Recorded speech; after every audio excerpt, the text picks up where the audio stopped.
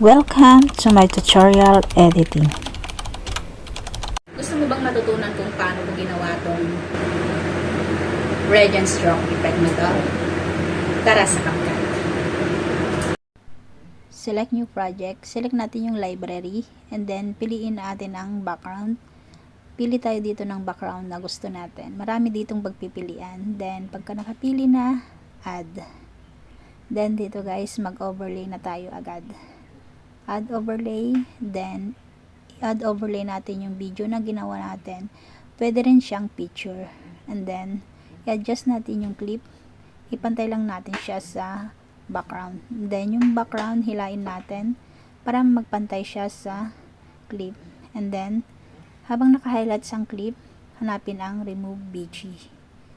Auto removal kung naka-pro. Then, piliin ang stroke. Pindutin ang solid color. And then, pinili ko yung white. Adjust lang natin yung size para medyo siya malapad.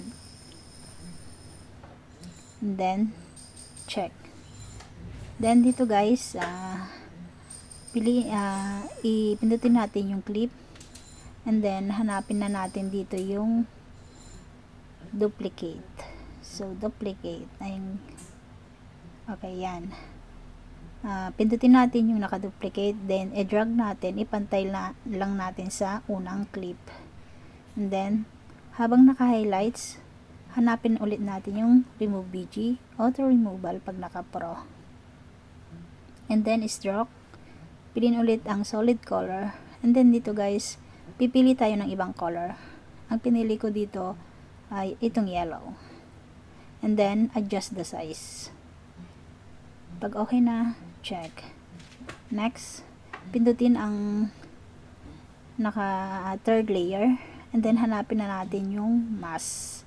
Pagka mask, piliin na horizontal.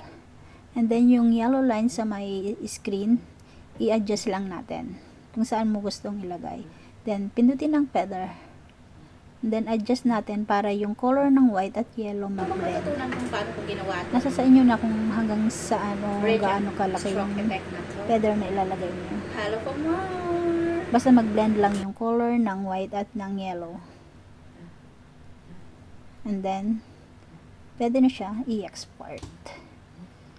And that's it. Thank you for watching. Kung nagustuhan mo at may natutunan ka sa bidyong to, huwag mo namang kalimutang mag-like, comment, and share na rin para mas marami pang makaalam. Thank you for watching. Bye-bye!